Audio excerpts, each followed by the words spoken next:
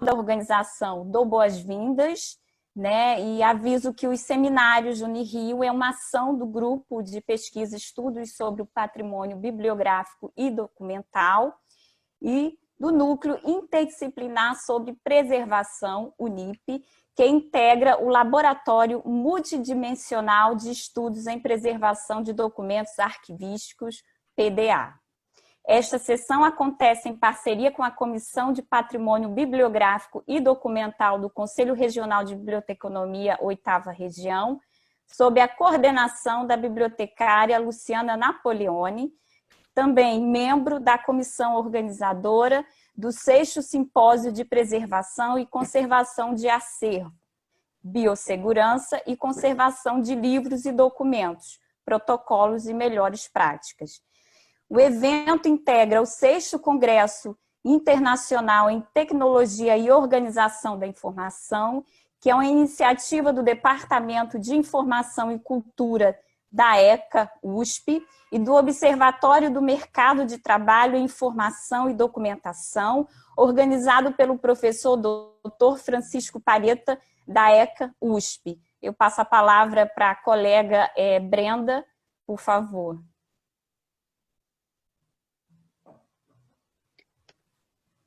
Boa tarde a todos e todas aqui presentes. Equipe, só poderia me dar o feedback se meu áudio está bom, por favor? Ok, tá bom. Ok. Então, boa tarde a todos. Como a Stephanie falou, né, nós estamos muito animados com esse evento de hoje, que é uma sequência das palestras que a gente vem tendo, né, no âmbito dos seminários da Unirio. E aí, esse especial, nós temos uma parceria, como foi bem dito pela Stephanie no início dessa nossa palestra de hoje, com o CRB8, né, de São Paulo, e com também a USP, em nome do professor, na pessoa, né, do professor Francisco Palheta, por conta do evento que teve hoje de manhã. Muitos de vocês devem ter participado do TOI, né, o 6º seminário, que a Stephanie também já apresentou muito bem anteriormente. Então, nós tivemos aquela primeira parte da manhã, que era no âmbito do TOI, e agora à tarde nós vamos ter a palestra com a professora Jandira, que também está dentro da mesma temática, do mesmo assunto. Daí essa nossa parceria, nós estamos muito felizes, né, nessa parceria Unirio, com o TOI, com o CRB8, que a gente acredita nisso, a gente acredita numa ciência corporativa, que a gente consiga trabalhar em equipe e passar principalmente para vocês que estão assistindo a gente, passar para os profissionais, para os alunos, para a comunidade geral, que tenha vontade de entender um pouco mais da temática, que queira se aprofundar, que queira conhecer. Então, para a gente é uma honra ter nessa atividade aqui, essa parceria, né, com o CRB8, uma pessoa da Luciana e com o TOI, com a USP, na pessoa do professor Francisco Palheta, que é quem vai dar uma palavrinha agora para a gente, né? O professor Palheta, ele é professor no Departamento de Informação e Cultura da Escola de Comunicação e Artes da Universidade de São Paulo, a USP. Assim, ele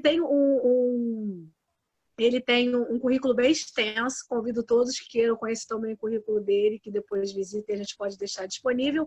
E como o próprio professor fala, eu vou abrir a fala para ele para que a gente já possa aproveitar muito mais do conteúdo que ele tem para falar para a gente, um pouquinho, apresentar para a gente essa iniciativa do TOI, todo esse trabalho que ele vem desenvolvendo, já está no 6º seminário, né? Então, professor Francisco Palheta, seja bem-vindo, sinta-se à vontade.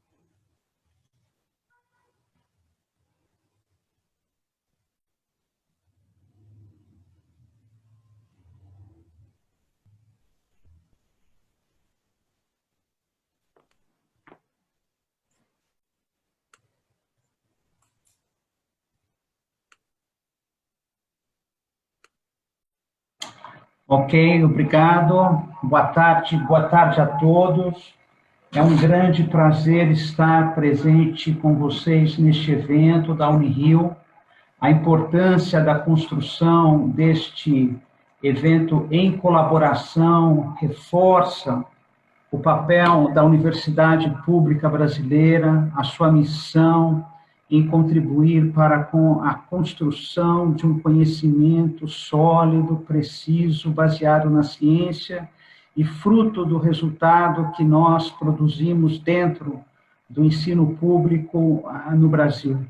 A área da ciência da informação, onde se inclui a biblioteconomia, a arquivologia e a museologia, tem um papel importante neste momento em que os dispositivos, né, de ação cultural, as bibliotecas, os teatros, os museus, estão caminhando para uma nova fase frente aos últimos 4 meses impostos pela pandemia do coronavírus.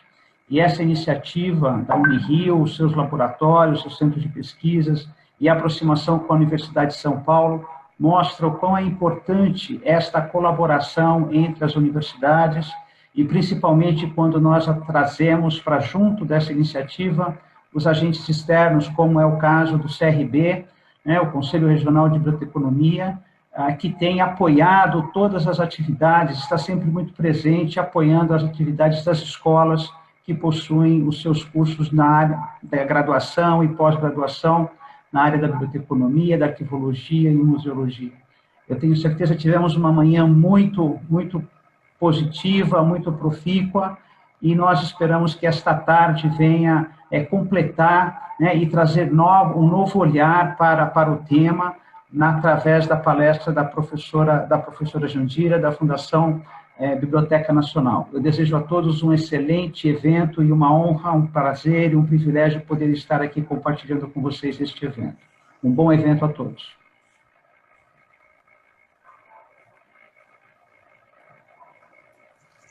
Obrigada, professor Francisco Palheta. É uma honra tê-lo aqui conosco nesse seminário Unirio.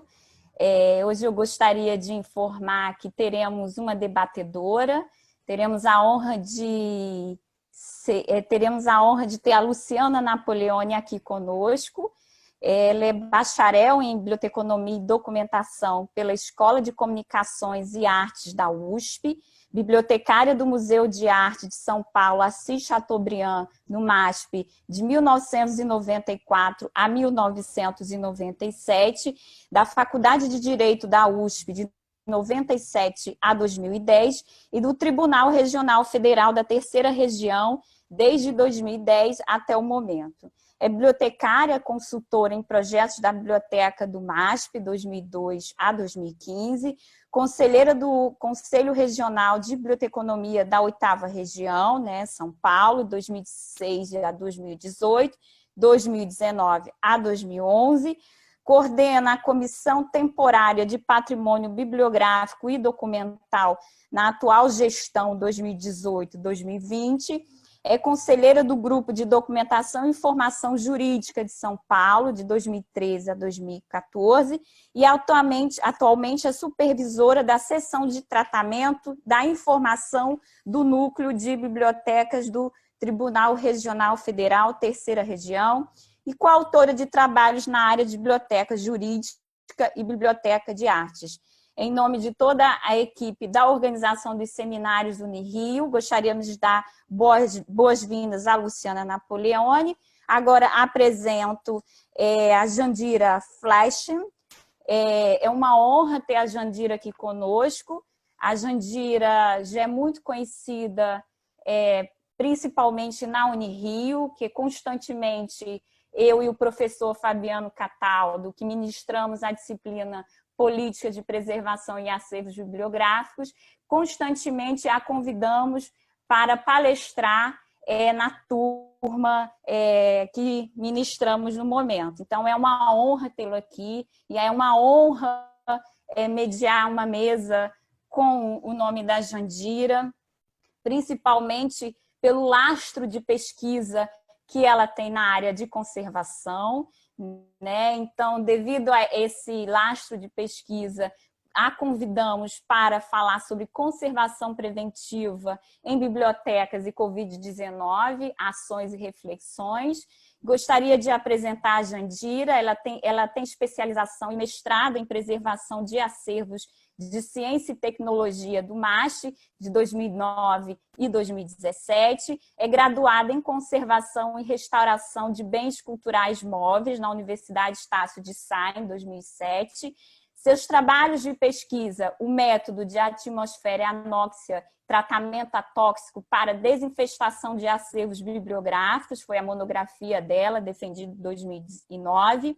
e qualidade do ar e microclima, relações e interferências na preservação da coleção miscelânea curiosa, uma dissertação defendida no Museu de Astronomia e Ciências da FINJ em 2017. Atualmente, a Jandira exerce a função de chefe do Laboratório de Restauração na Fundação Biblioteca Nacional, onde atua desde 2010 e desenvolve atividades de conservação e restauração de livros, documentos, obras de arte em suporte papel. Ministra treinamentos, cursos e palestras em outras instituições e visitas técnicas. Jandira, em nome de toda a equipe dos seminários Unirio, damos boas-vindas, desejamos uma ótima palestra. Aviso que a Jandira fez a gentileza de preparar uma lista com referências, que em breve estará no site do PDA. Então, gostaríamos de agradecer a Jandira e, por favor, Jandira, a palavra com você. Obrigada.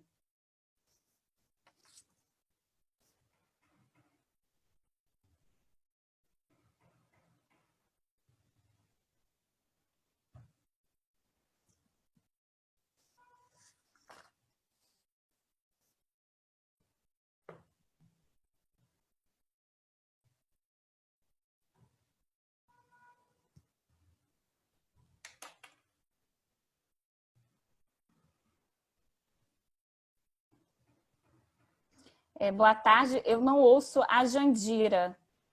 Jandira, você nos ouve?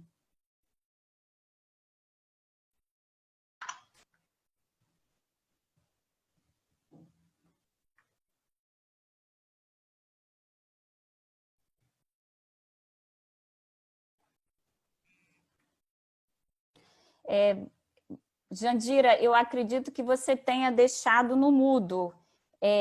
Pode desmutar, a palavra está com você. Isso, obrigada.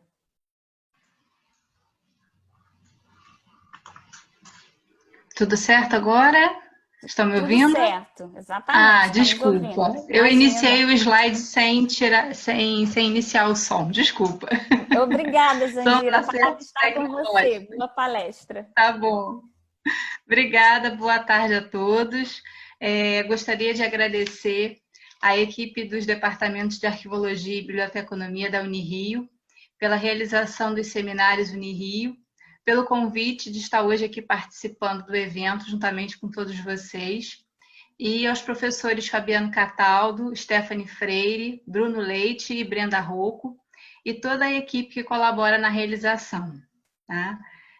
Agradeço mais uma vez o convite de vocês por estar participando desse evento que tem sido tão importante dentro de tantos que estão acontecendo nesse momento para a nossa área, né? E sobre eventos, né? Hoje, os seminários Unirio fizeram parte também do 6º Congresso Internacional em Tecnologia e Organização da Informação, como a Stephanie falou antes, né? E tivemos ótimas palestras hoje no período da manhã.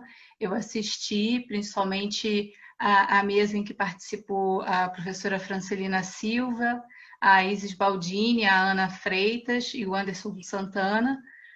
Foram muito boas as discussões, as reflexões dos colegas, e eu venho aqui hoje para acrescentar mais algumas informações e ajudar os colegas também nesse sentido, porque nós precisamos refletir sobre os caminhos que nós vamos tomar e temos, né, que já estamos, algumas instituições já estão trabalhando em regime de escala, né, que eu sei, outras ainda não retomaram todas as atividades ou nenhuma atividade.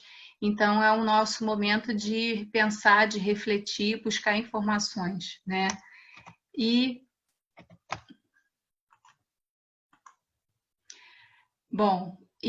nós estamos diante dessa situação, né? Nos deparamos com palavras, com termos que até então nós não usávamos antes, né? Que não eram recorrentes do nosso dia a dia, né? Eu coloquei alguns aí que agora estão fazendo parte intensamente da nossa rotina, digamos assim, tanto da nossa vida pessoal e da nossa vida profissional também, né? Nós estamos toda hora falando esses termos e nos preocupando com todas essas coisas.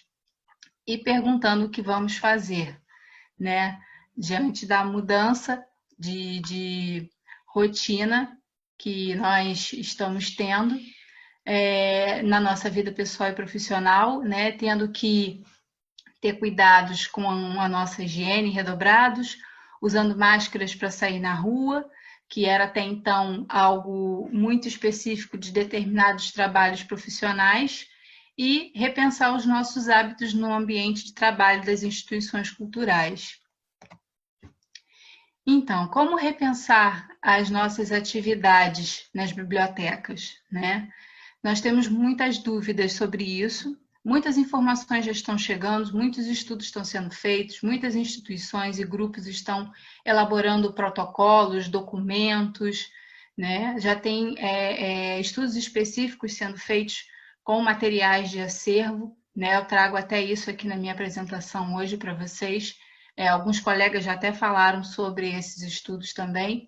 E nós temos que buscar informações seguras sobre o Covid-19. Isso é o mais importante, né? Se baseando nesses estudos que estão sendo feitos por instituições científicas, instituições que têm credibilidade, né? E buscando também as informações da nossa área, né? Na área de preservação de acervos documentais e bibliográficos, e adaptar algumas coisas para a realidade que nós estamos vivendo agora, mas não esquecendo do que é primordial dentro da preservação também. Então, eu trago aqui um breve resumo sobre o Covid-19. Algumas coisas a gente está escutando toda hora desde março, né? No início dessa pandemia. Então, o Covid-19 é uma doença causada pela infecção do coronavírus, apresentando um quadro clínico que varia de infecções assintomáticas a quadros respiratórios graves. Esse novo vírus da família do coronavírus é conhecido por causar infecções respiratórias e terem ao microscópio uma aparência de coroa.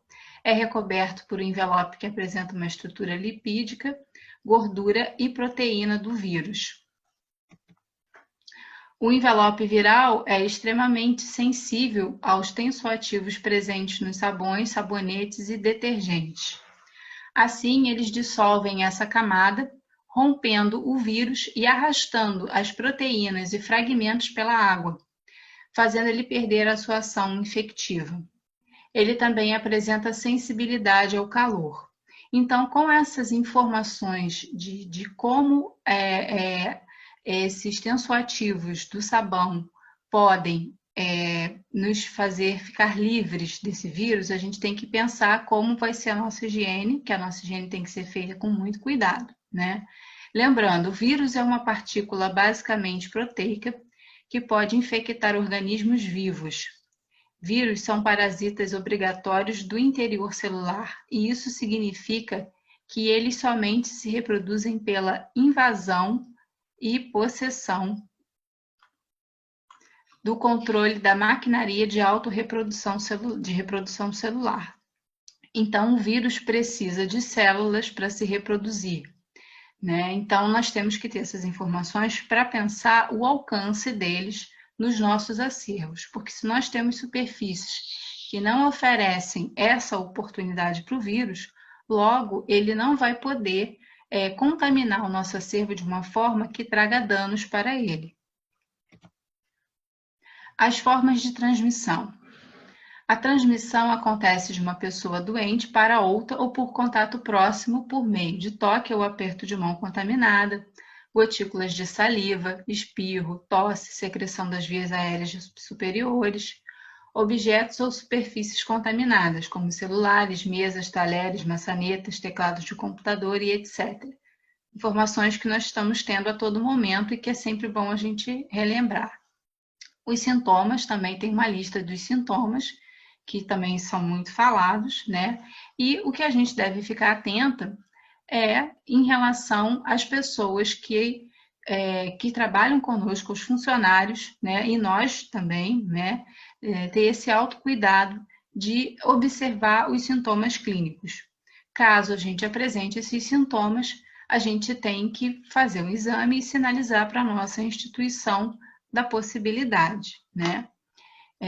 Os funcionários com associação dos sintomas, dos sinais e sintomas supracitados ou síndrome respiratória aguda grave, mais histórico de contato próximo ou domiciliar nos últimos 14 dias antes do aparecimento dos sintomas, com caso confirmado laboratorialmente para a Covid-19 e para o qual não foi possível realizar a investigação laboratorial específica. Esses devem ser afastados, então, das atividades. Então, essas pessoas que apresentarem os sintomas ou tiverem tido histórico de contato com pessoas contaminadas, elas não devem continuar no ambiente de trabalho. Bom, então, trazendo essas informações e refletindo sobre, né, as medidas de conservação preventiva, nós vamos vendo dentro dos nossos estudos quais são os fatores que vão trazendo informações para a gente e que vão nos nortear nessa elaboração dos planos de retomada de atividades. Então, a conservação preventiva e a biossegurança vão trazer essas informações para que a gente possa elaborar os nossos protocolos e os nossos planos de ação, né? Os protocolos trazendo orientações gerais de conduta para funcionários, colaboradores e usuários, e com os planos de conservação preventiva, que vão trazer, então, orientações em relação aos funcionários, ao acervo, tanto em relação ao Covid-19, quanto em relação à preservação de um modo geral, aos usuários, área de guarda e equipe de limpeza. São esses tópicos que eu destaquei aqui para falar em relação a um plano de conservação preventiva para vocês. Então, só para relembrar aqui os conceitos, eu peguei 2 conceitos, né, de publicações bem relevantes da nossa área, dos 2 termos, conservação preventiva e biossegurança. Então, eu destaquei aqui. A conservação preventiva inclui todas as medidas e ações indiretas destinadas a evitar e reduzir os riscos de perda ou deterioração futura. Atua no ambiente e no entorno dos bens culturais, sem interferir com os materiais e suas estruturas, nem modificar sua aparência. Inclui procedimentos de documentação, acondicionamento, manuseio, embalagem e transporte, gestão ambiental, segurança, resposta a emergências, formação e treinamento e ainda sensibilização do usuário. Então, dentro dessa definição que eu peguei aqui de conservação preventiva, nós temos vários norteadores para as ações que nós temos que ter cuidado nesse momento. E a biossegurança, que pode ser compreendida como um conjunto de medidas técnicas, gerenciais, pedagógicas, médicas e psicossociais que aferem as condições dos agentes, possivelmente causadores de riscos. Estimular os trabalhadores no uso de normas e práticas em biossegurança, através da comunicação da informação e de atuações que orientem processos e atitudes no cotidiano. Realça seu papel estratégico relacionado à saúde e segurança nessas instituições. Uso de equipamentos de proteção individual, sinalização sobre o uso de EPIs, higienização das mãos, fluxo de entrada e saída, cuidados na limpeza do ambiente, controle de pragas e gestão das condições ambientais. Eu destaquei deste texto da Francelina, que falou de manhã no outro evento, né, que está nessa publicação que eu pus a referência e que vocês podem procurar. É um texto muito bom da Francelina, e essa outra publicação da Ingrid Beck, que é um manual de higienização e controle de pragas e que traz vários tópicos de ação prática para o nosso dia a dia em relação à conservação preventiva, que é uma publicação do IBRAM. Estão nas minhas referências que vocês vão ter acesso, e eu recomendo a utilização dessas publicações da área para que a gente tenha norteadores teóricos das ações que nós vamos tomar. Então, todos esses itens que eu coloquei aqui de equipamentos, de proteção individual, higienização, isso tudo está sendo descrito no texto da Francelina. Então, isso já são cuidados que fazem parte do nosso trabalho cotidiano de preservação dos acervos. Só que nós temos agora que ter uma atenção redobrada em relação ao Covid e em relação também ao que nós vamos encontrar nos nossos acervos que estão dentro das instituições e que muitos não estão sendo manuseados e vistoriados com a periodicidade que anteriormente nós tínhamos. Então, as minhas recomendações, de um modo geral, são que as equipes devam receber as orientações gerais antes da abertura para o atendimento ao público. Isso é essencial, né? As pessoas que trabalham nas instituições têm que ter conhecimento dessas orientações para que elas saibam como vão se conduzir e como vão passar essas orientações ao público. E os protocolos e planos de retomada de atividades devem ser elaborados pelas equipes de trabalho da instituição e, de preferência, serem objetivos e práticos. Bom, em relação aos funcionários, eu destaco aqui: protocolo de segurança estabelecido pela Anvisa. Lavar as mãos com água e sabão e passar álcool gel 70%, sempre antes de usar as luvas e depois que retirar as luvas. Algumas orientações aqui vocês já devem ter ouvido em algumas outras palestras de outros colegas, mas é sempre bom a gente reforçar que todos esses cuidados são muito importantes, né? E levar essas informações para as nossas instituições, para os nossos gestores, para as nossas equipes de trabalho, que vão ter que trabalhar na elaboração desses planos de retomada nos protocolos. Então, uso de equipamento de proteção individual. As luvas, né, que podem ser de látex, vinil, nitrílica, sempre descartáveis, principalmente para lidar com esses acervos que podem conter sujidades ou alguma contaminação. Máscaras de proteção respiratória descartável, a N95 ou a PFF2. Jaleco, de preferência jalecos descartáveis ou, quando não for possível, fornecer jalecos de tecido para os funcionários. Protetor facial, que pode ser o Face Shield, que tem sido muito utilizado agora nesse momento, ou óculos de proteção. Descartar esses EPIs em lixeira com tampa e sinalização. O saco deverá ser fechado ao ser recolhido, sem manuseio dos materiais pela equipe de limpeza.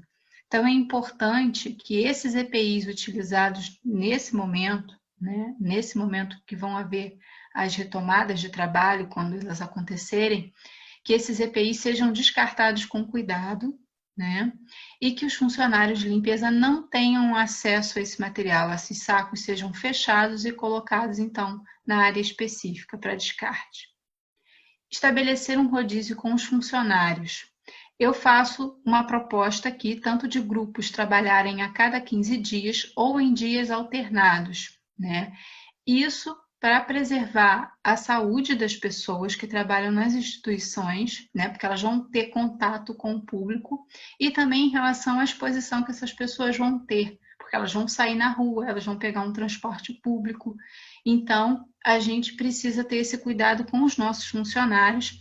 Além do mais, a gente também vai reduzir as equipes, né, para que até seja feita um distanciamento adequado de 2 metros para cada pessoa. Então, se as salas ficarem com a quantidade normal dos funcionários, às vezes é um pouco difícil a gente manter esse distanciamento. Então, havendo o rodízio, fica mais fácil até nesse sentido de não haver aglomeração de pessoas em determinados ambientes da instituição.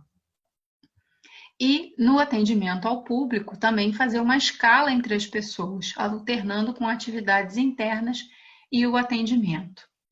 Os objetos de uso pessoal, como a mesa, canetas, celulares, teclado e mouse, higienizar com álcool 70% pelo menos 2 vezes ao dia. Recomendar que alguns itens sejam de uso pessoal, não compartilhar, principalmente com usuários.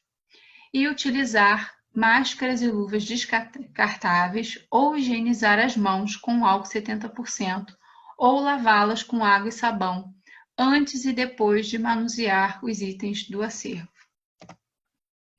Em relação ao acervo, e sobre especificamente o Covid-19. O Covid-19 não apresenta riscos de deterioração dos acervos bibliográficos e documentais. Sua permanência na superfície é que oferece riscos de contaminação para as pessoas que os manusearem. Temperaturas elevadas e umidades baixas tendem a reduzir muito a sua viabilidade. Bom, então, como eu já falei até agora, o que se sabe das pesquisas que estão sendo feitas e pela natureza de um vírus, ele não oferece esse risco de deterioração para os nossos acervos. Porém, os nossos acervos podem ser um meio de contaminação. Os coronavírus humanos podem permanecer infecciosos em superfícies inanimadas em temperatura ambiente por até 9 dias. A uma temperatura de 30 graus ou mais, a duração da persistência é mais curta. Isso são dados logo do início das pesquisas. Está sendo usada muita referência desse pesquisador do CAMPF, que ele teve um trabalho de testar várias superfícies e também observando temperatura e umidade relativa. Então, se chegou a esse resultado. A contaminação de superfícies de toque frequente em ambientes de saúde é, portanto, uma fonte potencial de transmissão viral. Então, essa é a nossa preocupação em relação ao acervo, que esse acervo pode conter vírus, se for manuseado sem máscara, sem a mão estar higienizada, então ele pode ficar contaminado. Esse é o risco dele ser um transmissor. Aqui eu destaco uma pesquisa bem recente, que foi citada inclusive pelos nossos colegas nas apresentações que houveram de manhã. Esse projeto, que é o projeto de reabertura de arquivos, bibliotecas e museus, que é de um grupo de estudos que reúne 3 instituições dos Estados Unidos, e eles estão fazendo essas pesquisas e investigando questões que afetam arquivos, bibliotecas e museus em relação ao Covid-19, entre elas a manipulação de materiais presentes nas instituições. Até agora, eles realizaram 3 testes em diferentes materiais que compõem os acervos bibliográficos, documentais e museológicos. E eles já estão fazendo o 4º teste. Hoje de manhã, inclusive, eu recebi um e-mail que você entrando no site desse projeto, está nas minhas referências. Quem quiser mais informações e acessar, pode ver, está lá na referência que eu deixei para todos. Eu recebi um e-mail comunicando que eles já separaram 5 tipos de materiais para o 4º teste. E todos esses materiais são materiais que eles já testaram no 1º e 2º teste, e eles vão fazer novamente a experiência. Então, aqui eu destaco o 1º teste da primeira fase de trabalho deles. Eles testaram capa dura de livro, capa de brochura, páginas de papel dentro de um livro fechado, uma capa protetora de filme poliéster para livro e um estojo de DVD. Então, superfícies diversas para que eles pudessem verificar o quanto tempo o vírus ia continuar viável de contaminação sobre elas. O 2º teste, eles utilizaram páginas de livro em braille, páginas de livro em papel gloss, que eu acredito que deva ser um tipo de papel couché, papel com brilho, com revestimento plástico, páginas de revista, um livro infantil e pastas de arquivo.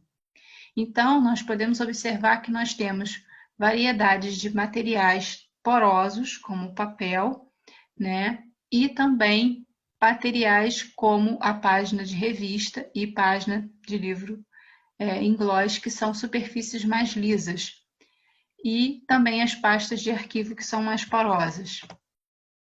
E no 3º teste, que eles começaram agora no início de julho e que ainda não foi divulgado, já há uma previsão de ser anunciado o resultado até os meados do mês de agosto.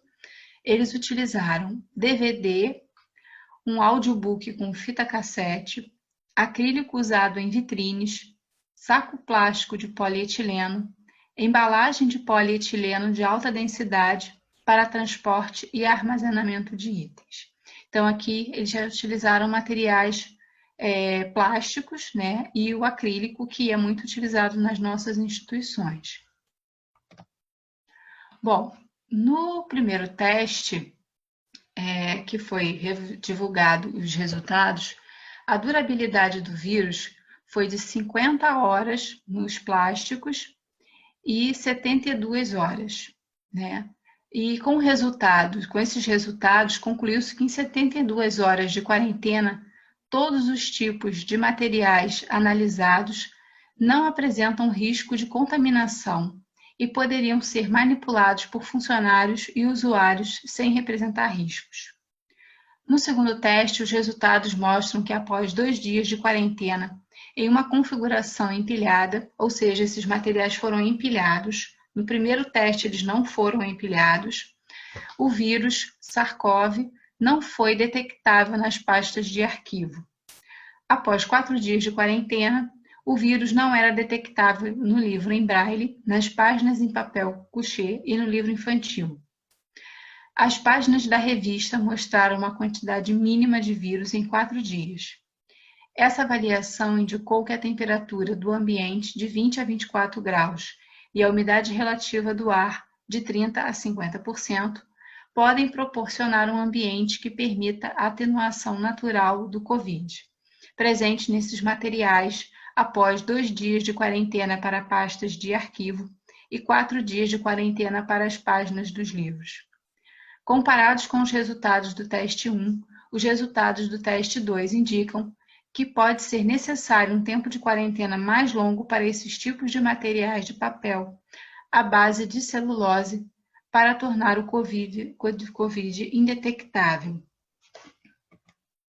Então, aqui eu elaborei esse quadro de acordo com as informações desses 2 experimentos, tanto da referência do CAMP quanto do projeto Helm, e mais ou menos alguns parâmetros em relação a alguns materiais. Então, o papel de 4 a 5 dias de sobrevivência do vírus, o cartão ou papelão 1 dia, o papel gloss 4 dias, páginas de revista 4 dias, pastas de arquivo 2 dias, plástico 2 a 5 dias, aerosol ou poeira até 2 horas e meia, a luva cirúrgica de látex 8 horas, avental descartável 2 dias, vidro 4 dias, madeira de 2 a 4 dias. Então, o que a gente pode perceber com o resultado desses testes e das condições que apresentaram nesses artigos em que ele foi submetido, é que o COVID ele é sensível às altas temperaturas. Com o aumento da umidade relativa, sua persistência é reduzida e que superfícies lisas permitem maior permanência do que superfícies porosas. Então, em relação aos nossos acervos, a gente tem que ter esse cuidado, porque se a gente deixar poucos dias, levando em consideração apenas as superfícies de papel, a gente pode ainda ter a persistência do vírus nele. Porque nós temos capas de brochura, outros materiais que podem estar agregados até mesmo nas embalagens de acondicionamento, que podem ter superfícies mais lisas, que permitem que o vírus continue ativo por mais tempo. Então, eu faço algumas recomendações em relação ao tempo de quarentena. Vejo que isso é uma dúvida bem recorrente, que eu vejo as perguntas das pessoas em outras palestras que eu tenho assistido e até mesmo das perguntas que eu recebi das pessoas inscritas para hoje. É uma dúvida muito grande esse tempo de quarentena que nós vamos deixar os nossos materiais. Então, tendo esses, são os resultados das pesquisas que nós tivemos até agora, eu acho que por uma questão de segurança de todo tipo de material em que a gente tem, né, da diversidade de tipologias que nós temos no nosso acervo, e também por uma questão de segurança, né, dos funcionários, dos usuários, e até porque as informações estão chegando ainda, as pesquisas estão sendo realizadas, eu acho que a gente pode deixar por mais tempo os nossos materiais em quarentena, né? Acho que um mínimo de 5 dias, e como alguns protocolos que mais do início recomendavam de 10 a 15 dias, eu acho que a gente pode ter esse cuidado de deixar os nossos acervos mais tempo em quarentena por uma questão mesmo de segurança para todos nós. Bom, então, para livros que sofreram empréstimo ou que chegaram nas nossas instituições, eles devem ser colocados em quarentena por no mínimo 5 dias. E como eu falei, alguns protocolos recomendam de 10 a 15. E eu acho que talvez nesse momento que a gente ainda não tem muitas certezas, isso possa ser o mais adequado. E eles devem ser colocados também em estantes abertas para promover a aeração. Não confinar nunca esses materiais em caixas ou saco plásticos, porque essa condição que a gente vai criar de microclima dentro dessas embalagens, a gente pode colaborar para que o vírus continue ativo por mais tempo. Então, após esse procedimento, eles podem ser higienizados, como seja de costume, na instituição, para então entrar no nosso acervo. Não passar ou borrifar álcool 70% ou qualquer outro produto químico nas capas dos livros, sejam eles de qualquer material de revestimento. Somente um conservador restaurador está habilitado para avaliar qual tipo de produto químico é seguro numa higienização desse tipo. Todo o uso de produtos químicos em itens de acervo deve passar por testes de solubilidade realizados em centros ou laboratórios de conservação e restauração. Então, não é recomendável que se use produtos químicos, nem mesmo o álcool 70%, nos itens do nosso acervo, principalmente se as pessoas não têm uma formação em conservação e restauração, não são conservadores e restauradores, e não sabem os critérios de utilização de produtos químicos no acervo, porque eles podem causar problemas nas tintas nas tintas de escrita, nas tintas de impressão, nas capas de livros, em gravuras, imagens. Então, não é adequado utilizar nenhum tipo de produto químico, nem mesmo o álcool 70%. A não ser que um conservador restaurador precise fazer algum tipo de intervenção, e procure fontes para saber qual tipo de produto ele poderia utilizar numa determinada intervenção, caso esse material tenha suspeita de infecção com coronavírus. Fora isso, não utilizem produtos químicos nos itens dos acervos de vocês. Livros ou documentos manipulados por usuários deverão ser colocados em quarentena por no mínimo 5 dias, ou como alguns protocolos recomendam, de 10 a 15 dias, em estantes abertas, com sinalização de data para o controle desse período de isolamento. Então, precisa haver um controle de quando esse material foi colocado para a quarentena, para que haja um controle de quando ele vai ser retirado e vai ser devolvido ao acervo e colocado de novo à disposição dos usuários. E, inclusive, essas informações podem ficar disponíveis na base de dados da biblioteca, né, ou da instituição onde está esse acervo, para que isso possa até mesmo ser informado aos usuários quando eles procurarem por esses itens. Então, já vai saber que esse item vai estar em quarentena.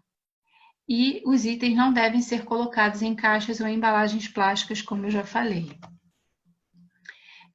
Registrar as entradas desse documento e ter todo um controle disso, né? E controlar o cumprimento desse período de quarentena.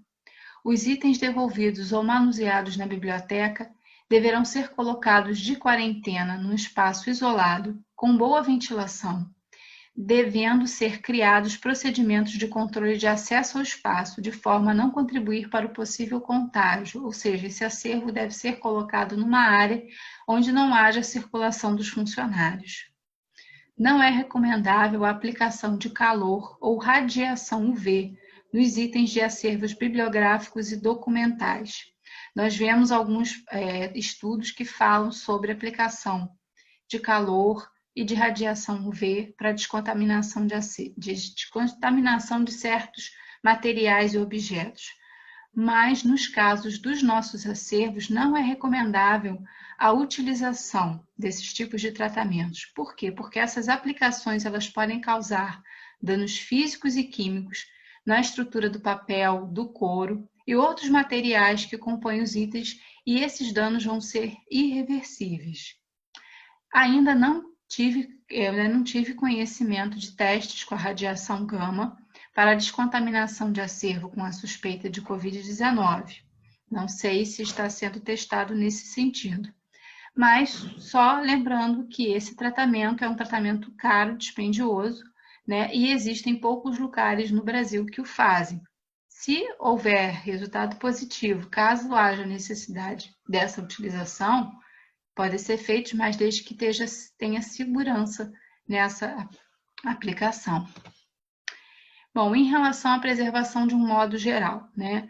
Nós às vezes acabamos nos preocupando muito em relação à contaminação do Covid-19, né? Da possibilidade dessa contaminação nos nossos acervos devido ao manuseio, mas a gente deve se lembrar também que os nossos acervos estão nas instituições e que eles demandam os cuidados de rotina.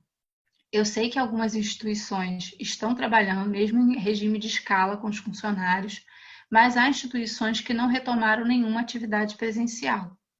Então, a gente precisa pensar nos nossos planos de ação, né?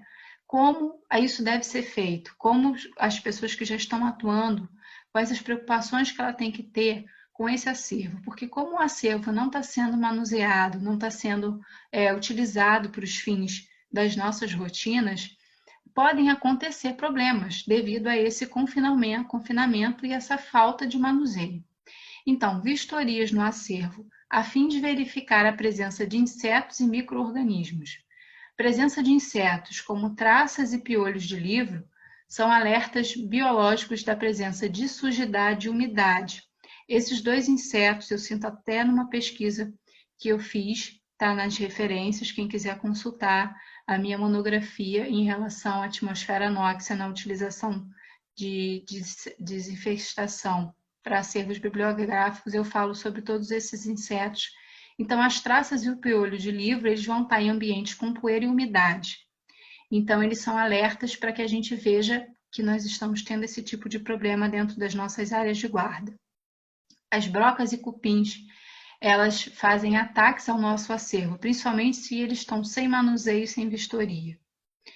E eu deixo um alerta aqui para vocês, coloquei até a imagem do cupim de madeira seca, que agora no mês de agosto nós começamos a ter as revoadas dessa espécie de cupim.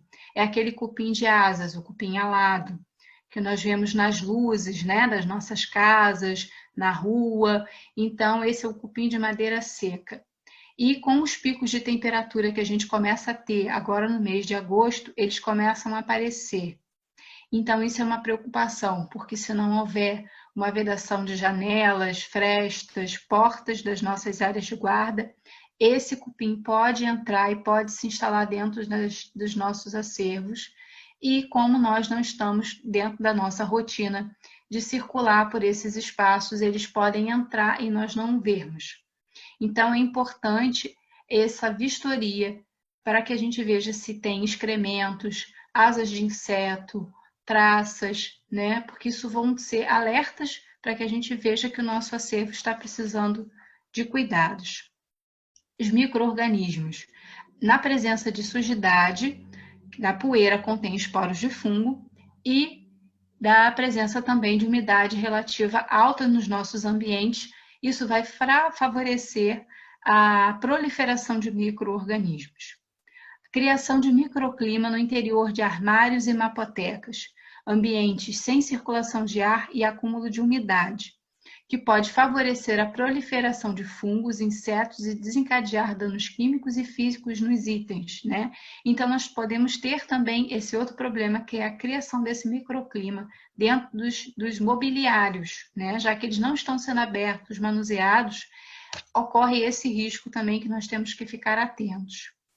Observar alterações estruturais, físicas e químicas nos itens, como manchas, papel frágil ou quebradiço e danos nas encadernações. Inspeções de segurança. em relação à possibilidade de furtos ou sinistros que podem ocorrer durante a nossa ausência, né, ou a nossa pouca presença dentro dos ambientes. Em relação aos usuários, os objetos de usos pessoais que esses usuários forem levar para dentro da instituição, a gente deve recomendar e oferecer, né, álcool 70% e papel toalha para que seja feita essa higienização. Uso obrigatório de máscara durante todo o tempo de permanência para a consulta. Havendo recursos para tal, disponibilizar luvas descartáveis e álcool 70% gel ou líquido para a higienização das mãos antes e depois do manuseio do acervo. Aplicar plástico filme ou capa plástica em teclados de computadores disponibilizados para o público. Isso facilitará a limpeza a cada pessoa diferente que utilizar. Higienizar mouses, teclas touch, balcões de atendimento, mesas e cadeiras utilizadas pelos usuários, ou até mesmo a gente restringir alguns recursos interativos nesse momento devido à questão da higienização, que pode até essa higienização com álcool ou algum outro produto pode causar um dano nesses itens, né? Então, deixar de utilizar esses itens temporariamente. Bom, a gente faz todas essas recomendações de uso de luva, álcool, em relação aos usuários, mas a gente sabe da realidade das nossas instituições, que muitas vezes nós não temos nem mesmo esses materiais para nós funcionários. Então, a gente tem que, no mínimo, recomendar o uso de máscaras para essas pessoas, né? Que as pessoas estão utilizando máscara na rua e mesmo para poder entrar nos muitos estabelecimentos comerciais, né? Devido a leis locais estão obrigando o uso de máscaras, então, pelo menos uma máscara os usuários têm que ter para entrar nas instituições. E se não houver oferecimento de álcool, pelo menos água e sabão para higienizar as mãos, né? E a gente tem que adequar, como eu vejo que algumas pessoas questionam, alguns colegas, né, quando fazem perguntas durante as palestras, falam sobre isso, então a gente tem que adequar os recursos que a gente tem e oferecer os mínimos, pelo menos, para as pessoas que forem utilizar os nossos acervos. Em relação à área de guarda, promover a circulação do ar com janelas e portas abertas ou ventilação mecânica com ventiladores. Aqui eu faço uma ressalva em relação a essa circulação de ar com janelas e portas abertas. Para abrir portas e janelas é necessário um estudo prévio para verificar as condições ambientais externas, pois pode haver interferência principalmente na umidade relativa interna e também por questões de poluição ambiental e entrada de insetos. Então, é necessário avaliar como isso pode ser feito, se não for possível fazer a ventilação mecânica com ventiladores ou circuladores de ar. Ou até mesmo porque esse tipo de circulação de aeração é recomendável em ambientes fechados, né? Então, é preciso avaliar, colocar de repente uma tela nas janelas, para que os insetos não entrem, mas também avaliar a questão da poluição ambiental externa, se isso não pode trazer riscos para os nossos acervos no acúmulo de sujidade. Desculpa. E também verificar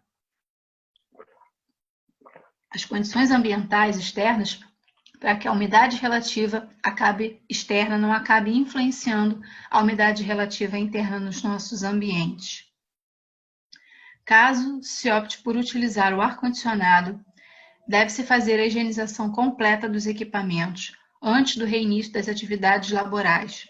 Aqui eu apresento algumas leis e protocolos que garantem a qualidade do ar no ambiente, a preservar a saúde das pessoas. Esses protocolos devem ser consultados, são parâmetros da Anvisa para que essa higienização seja feita de forma correta. Se a instituição manteve os aparelhos de ar-condicionado desligados durante um longo período, é recomendável a limpeza dos mesmos e ligá-los pelo menos 3 dias antes do reinício das atividades. Bom, desculpa, mas eu precisei beber um pouquinho de água aqui. Se esses aparelhos permaneceram desligados por muito tempo, o acúmulo de sujidade que ficou nos dutos pode ser um risco agora quando eles forem religados. e isso pode ser dispersado nos ambientes internos. Então, é necessário que as equipes de manutenção das instituições façam uma revisão, uma limpeza nesses aparelhos, que eles sejam religados antes para que sejam feitos testes e verificação de como eles estão funcionando, para que a gente não acabe colocando elementos, partículas de sujidade, de esporos de fungos dentro dos nossos ambientes de guarda e nossas áreas de trabalho. Monitorar temperatura e umidade relativa para verificar as condições ambientais. Intervir caso seja necessário com o uso de umidificadores ou desumidificadores e promover a ventilação. As equipes de limpeza. As equipes de limpeza são primordiais nesse momento. Então, os funcionários que fazem parte dessas equipes, eles precisam receber orientações também dos funcionários, né, que lidam com os acervos, para que tudo seja feito da melhor maneira possível com segurança.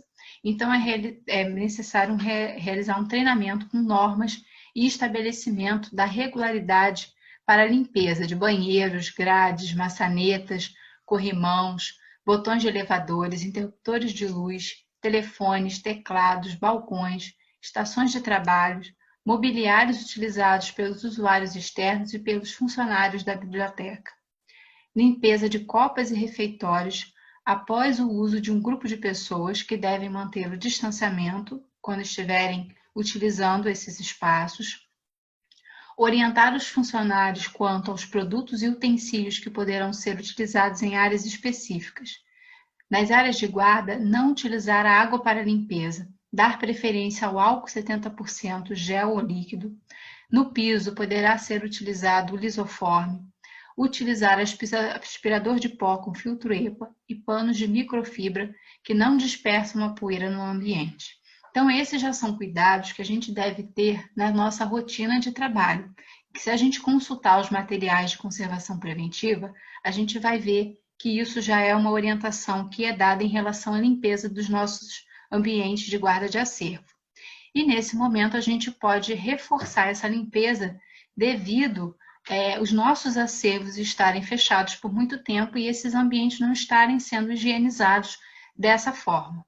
Então, é necessário passar essas informações para as nossas equipes. Após a limpeza dos ambientes, é recomendável a ventilação dos mesmos para a evaporação dos produtos utilizados e promover a aeração. Bom, algumas recomendações gerais que eu destaco aqui.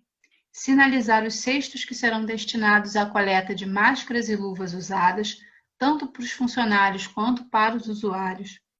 Devemos lembrar que precisamos ficar atentos sobre as atualizações de contágio, disseminação, sintomas, enfim, tudo o que possa ser descoberto sobre o Covid-19. Nós estamos diante de uma situação totalmente nova e nos mantermos atualizados por fontes seguras e de acordo com as pesquisas científicas de instituições com credibilidade é a melhor maneira de proteger a todos e não permitir que o nosso ambiente de trabalho se torne um propagador dessa doença. E divulgação do protocolo de reabertura e as recomendações para os usuários. Então, utilizar as redes sociais, os canais de comunicação que existem hoje em dia, para que os usuários fiquem sabendo quais são as recomendações das instituições em relação à conduta que ele deve ter ao utilizar esses espaços. Disponibilizar canais de comunicação com o público para dar orientações de consultas ao acervo digitalizado, agendar dia e horário para consultas presenciais e demais informações sobre o acesso ao acervo ou seu empréstimo. Então, manter essa comunicação com o público, porque se de repente o acervo está digitalizado, pode ser que ele já atenda a informação que esse usuário busca, né? E se for necessário a presença na instituição, agendar, né, com cuidado, para que a gente não faça uma aglomeração nos espaços de consulta do acervo. Não é recomendável fazer empréstimo do acervo nesse período. Então, nós temos também que dar essa orientação para os nossos usuários.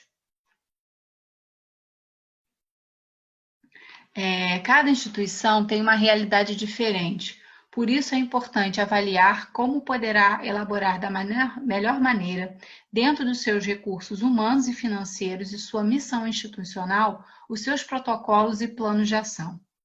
É recomendável ficar atento às normativas municipais, estaduais e federais, assim como às orientações da Organização Mundial de Saúde e de instituições nacionais e internacionais voltadas ao patrimônio cultural. E lembrar que ações individuais terão impacto na coletividade, né? Isso é muito importante nesse momento que nós estamos vivendo, pois a nossa conduta individual vai ter um impacto na coletividade em que nós estamos. Bom, eu fiz todas essas considerações aqui, né, de ações e também de reflexões que nós temos que fazer em relação à conservação preventiva e à biossegurança dos nossos acervos. E aqui eu trago como recomendação a consulta a esse documento. Existem outros documentos, outros protocolos que foram elaborados tanto por instituições aqui no Brasil quanto de outros países, que são documentos muito bons. Como eu coloquei, esse documento deve ser prático e objetivo nessas orientações que a gente tem que passar para as nossas equipes e para os nossos usuários e outras equipes que colaboram conosco, como as equipes de limpeza e segurança. Mas eu destaquei aqui alguns itens desse documento que foi elaborado pelo ICOM Brasil, que foi feito por vários profissionais de instituições aqui do Brasil que trabalham com acervos culturais. Então, eu achei interessante algumas recomendações que eles fazem nesse documento. Tem um link aqui de acesso, ele está também nas minhas referências, né? Parabenizo, inclusive, aos colegas que elaboraram esse documento e por outros tantos que eu tenho visto, né? Dos esforços que nós estamos fazendo nesse sentido de nos conscientizar, de trazer informações e pensar sobre as nossas ações. Então, aqui eu destaquei alguns itens, né, desse documento e eu vou enumerar alguns aqui, por exemplo, como o plano de rotinas, vistoria e plantão. Cada instituição deverá estabelecer um plano de rotinas e vistoria que assegure a salvaguarda das coleções expostas, em reserva técnica, em salas de guarda, em salas de consulta, em laboratórios e em ateliês. Esse plano deverá descrever as atividades básicas indispensáveis e determinar a escala ou plantão dos profissionais, limitando-se o número de pessoas expostas e garantindo a alternância dos agentes envolvidos. As equipes de limpeza, segurança e vistoria devem ser orientadas a reportar qualquer problema à coordenação, tais como identificação de ataque biológico, problemas prediais e demais ocorrências, inclusive a partir de monitoramento remoto, tais como janelas e portas abertas. Então, eu destaco algumas coisas, até mesmo que eu já falei antes para vocês, que está nesse documento do ICOM e que é bastante pertinente que nós consultemos esses documentos para a elaboração dos nossos protocolos. Plano de ação é um plano de comunicação interna. Ações e deliberações devem ser repassadas por pessoas ou equipes designadas através dos recursos de tecnologia e comunicação disponíveis.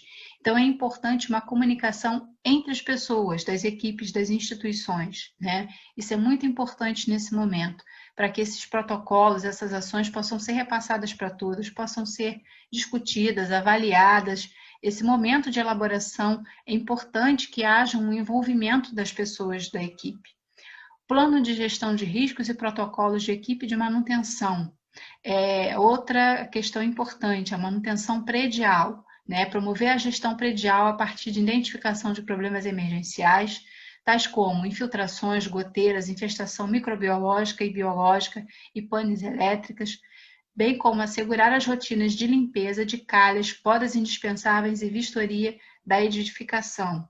Né? Toda essa manutenção predial que pode não estar sendo feita da forma como era antes, é importante uma atenção nesse sentido para que esses problemas que podem ser até mesmo externos da estrutura do prédio não interfiram na preservação das nossas coleções nos ambientes internos. Plano de gestão de manutenção, ar-condicionado, desumidificadores, monitoramento climatológico. Assegurar o monitoramento climatológico presencial ou remoto, bem como a manutenção dos equipamentos de controle ambiental. manter ligados somente se houver vistoria nos mesmos. Equipamentos que não impactam na estabilidade ambiental devem permanecer desligados em função dos riscos de incêndio. Bom, esse monitoramento, algumas instituições, poucas, né, possuem sistemas de monitoramento climático de temperatura e umidade nos seus espaços de guarda. Nem todas possuem e muitas vezes existem os termohigrômetros que são utilizados manualmente para fazer essas medições. Então, essas equipes que estão fazendo rodízio, que já estão voltando às atividades ou dentro de um plano de retomada, isso deve ser colocado como uma rotina, para a gente ver como esses espaços estão se comportando, como é que estão as questões climatológicas dentro dos nossos ambientes. Plano de gestão de risco e protocolos em caso de incêndio, inundação e desastres naturais, e um plano de gestão de riscos e protocolos de segurança contra roubo.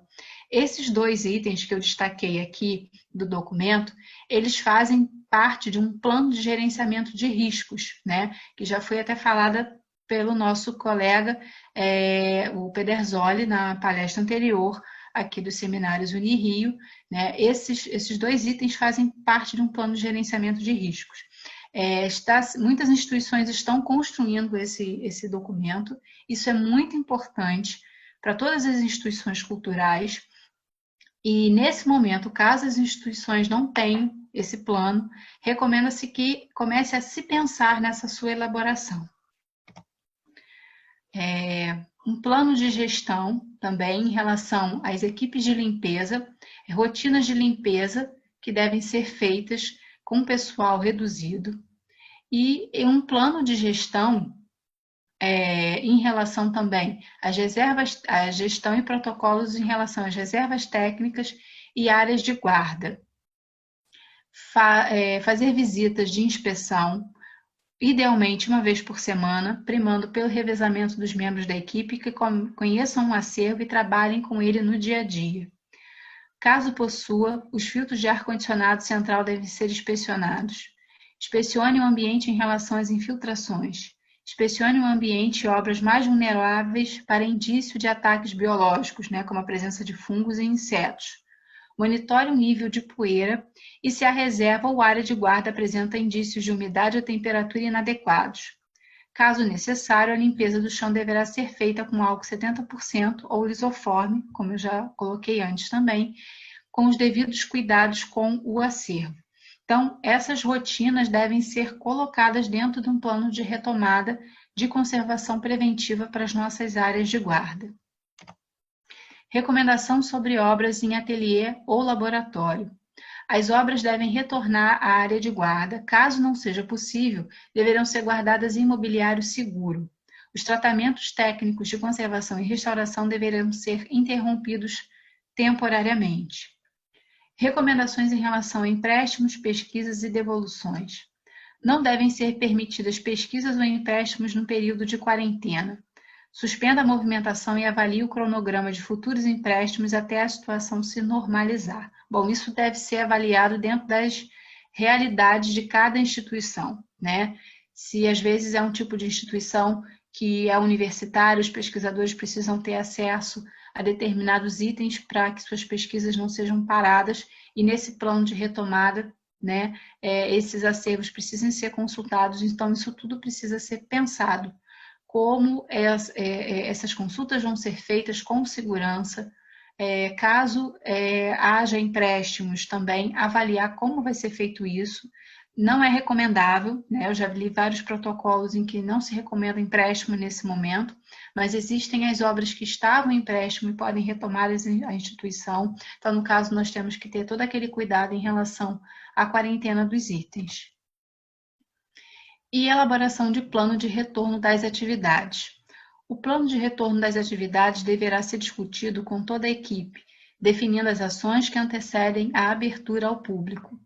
A partir das orientações da OMS, deverão ser discutidos protocolos para a prevenção de contágio, como medida de temperatura corporal e uso de máscaras, limitação de pessoas em espaços fechados, limpeza e organização dos espaços de exposição, consulta e pesquisa.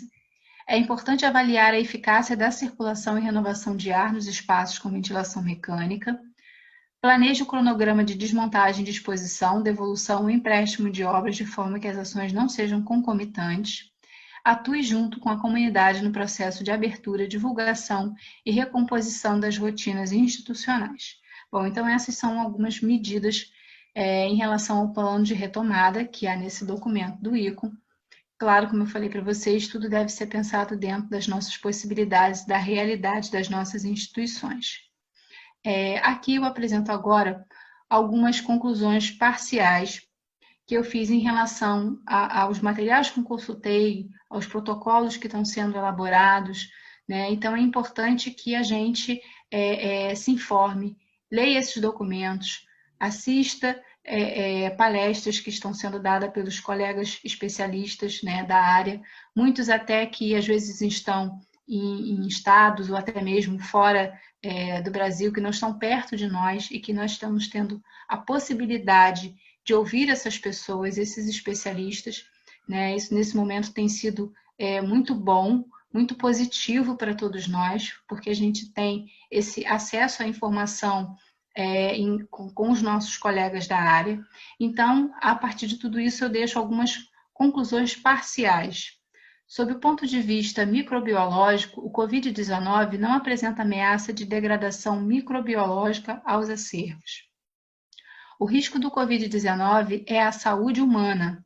Portanto, objetos contaminados podem servir de meio para propagar o vírus. A quarentena ou isolamento dos itens manuseados durante a pandemia é importante para que não contamine as pessoas que os manipularem. O uso de EPIs e a higienização das mãos, objetos e superfícies é essencial. De acordo com as pesquisas mais recentes, o tempo mínimo para o isolamento do acervo seria de 5 dias, porém é importante ficarmos atentos às novas pesquisas e resultados, e alguns protocolos, alguns estudos, como eu falei, recomendam de 10 a 15 dias. Então, dentro de uma margem de segurança, talvez o mais indicado, né, para a segurança de todos nós, seja estender esse prazo, né, seja usar quarentenas de 10 a 15 dias. Como eu falei, pesquisas estão sendo feitas, nós temos uma diversidade de tipologias nos nossos acervos, então a gente não sabe a persistência desse vírus, né? Tem as questões ambientais também, de temperatura e umidade, que influenciam na sobrevida dele. Então, deixar um tempo maior, eu acho que é uma questão de segurança para a saúde de todos nós nesse momento. Preocupação com o acervo que ficou confinado em mobiliários ou áreas de guarda sem movimento e vistoria. Daí a importância de ações de conservação preventiva no sentido de inspecionar os itens quanto ao ataque de insetos, proliferação de fungos e demais danos ou sinistros que podem ter ocorrido. E em relação também ao momento que nós estamos vivendo, né? Lembramos de como nós estamos nesse período de isolamento social, né? Todos nós estamos passando por esse momento, né? E de como nós iremos retornar, como é que as nossas equipes, os nossos funcionários vão retornar às atividades, né? Depois dessa situação ou mesmo durante esta situação. Sabemos que as condições emocionais das pessoas foram abaladas pela insegurança gerada pela pandemia. Muitos perderam entes queridos ou podem ter sido afetados pelo vírus ou podem ter ficado sob suspeita de contaminação. Então, isso tudo causa um estresse emocional às pessoas. Então, haver um diálogo entre as equipes será fundamental para que as pessoas se preparem para esse momento, reforçando os vínculos com os colegas de trabalho. E isso também traz mais segurança, porque demonstra uma preocupação até mesmo das instituições com a segurança, com a saúde dos seus funcionários e colaboradores. Bom, como eu falei, todas as referências que eu citei e que eu consultei para fazer essa apresentação hoje, elas vão ficar disponíveis, né, para todos os participantes. Eu agradeço o convite mais uma vez, agradeço a todos vocês que estão assistindo a nossa palestra hoje e disponibilizo o meu e-mail caso alguém queira falar mais alguma coisa, mais alguma pergunta ou tenha dúvida em relação a alguma referência. Tá? Obrigada. Obrigada, Jandira. Antes de abrir para o debate e para as perguntas, eu gostaria de pedir a todos vocês que se registrassem no link, né, para marcar a presença, por favor. E agradecer de novo a Jandira. O objetivo principal dos programas, né, de gerenciamento de riscos no contexto que estamos vivendo, como ficou claro aí na palestra da Jandira, é diminuir a propagação do vírus, né, sobretudo nesse momento. E por isso respeitar a distância entre as pessoas, usar máscara e outros equipamentos de proteção, além do uso frequente do álcool 70%, são essenciais, como a própria Jandira colocou durante a palestra dela, além de outros tantos, é claro, né?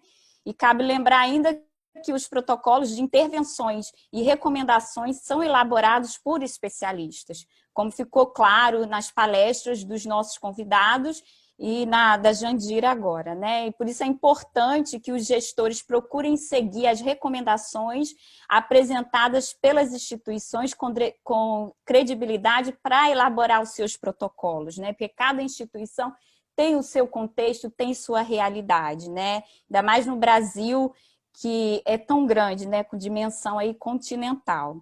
Então, instituições que se preocupem em manter em sua equipe profissionais que trabalham com diversos tipos de realidade, de acervos culturais, são essenciais, né? Então, eu gostaria de convidar a bibliotecária Napoleone para responder e debater algumas perguntas, e gostaria de encabeçar uma e depois vamos à ordem das perguntas que foram feitas no chat.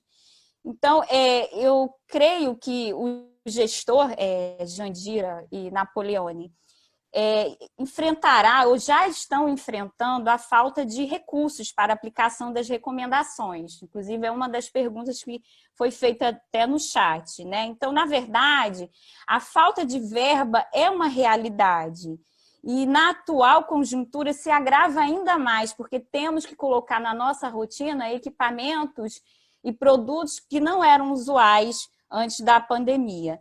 E aí eu gostaria de perguntar, né, como você vê essa questão e pedir para que Luciana Napoleone comente essa pergunta e a partir daí a gente parte para as outras do chat.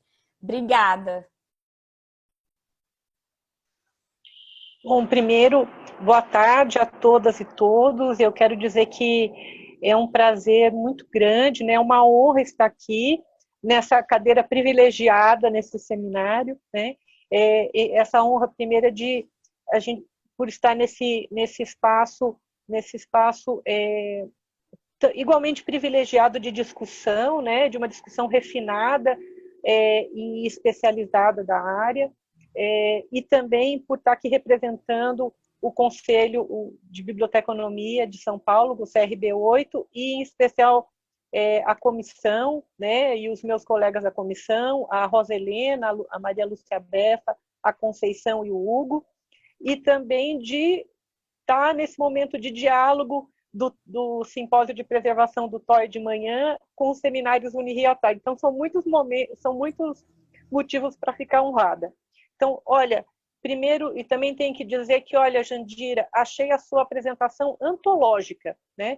Eu acho que a fala da Jandira conversou muito intimamente com tudo que foi discutido de manhã e com tudo que vem sendo discutido nas principais lives e principais documentos da área.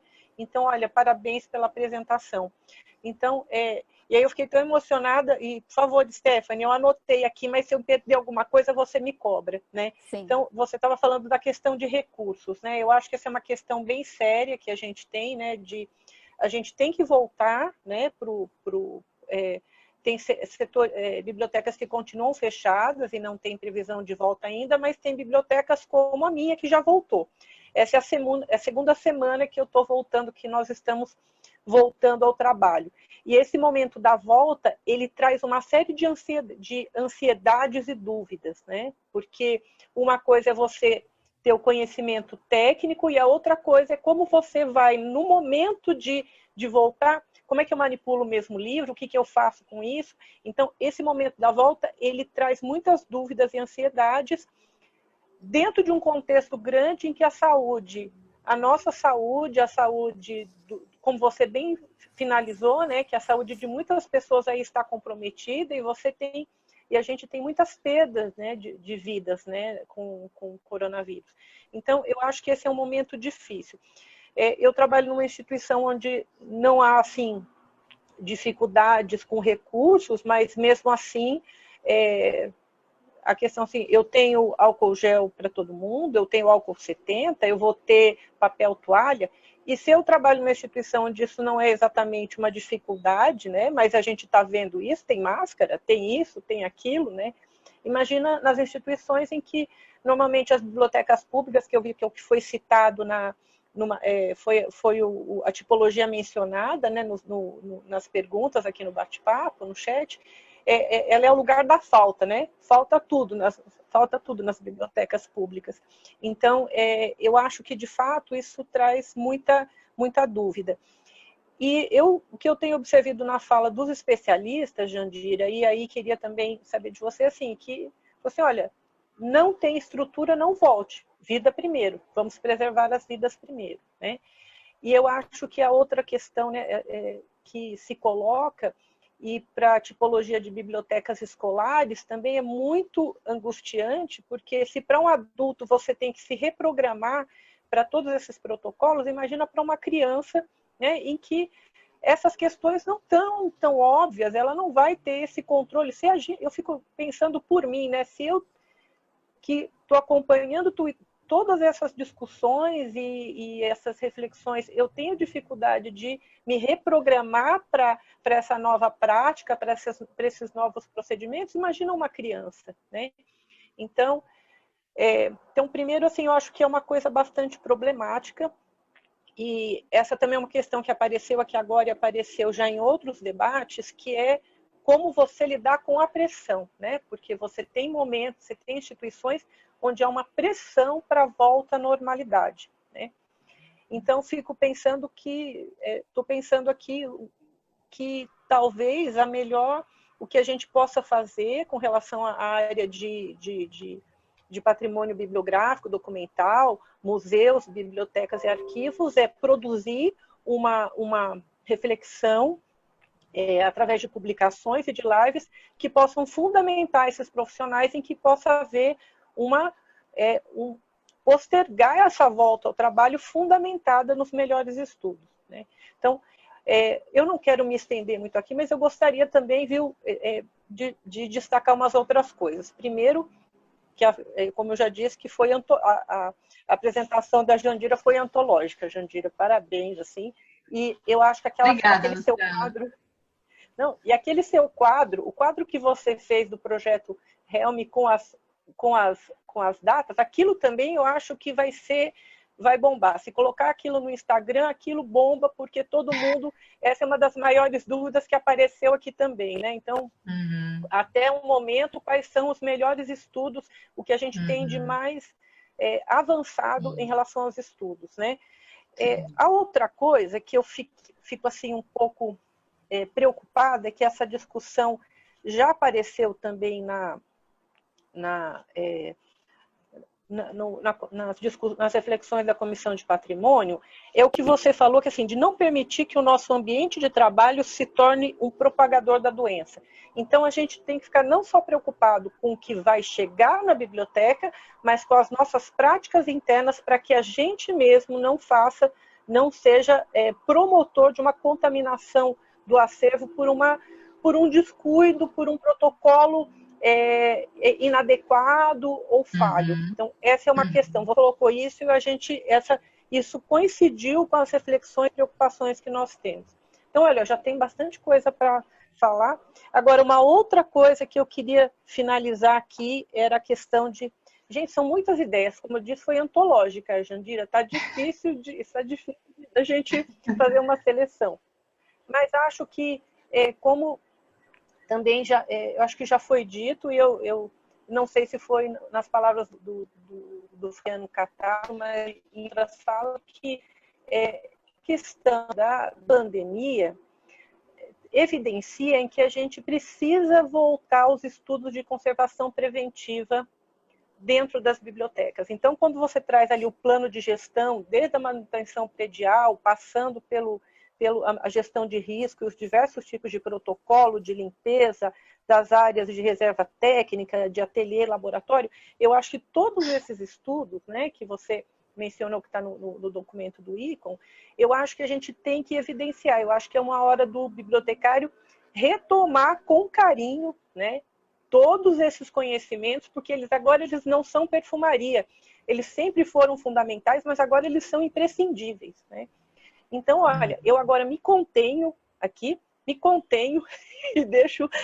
devolvo a palavra para vocês e agradeço mais vezes esse momento privilegiado aqui com vocês e espero ter contribuído um pouquinho com o debate. Continuo aqui à disposição. Obrigada.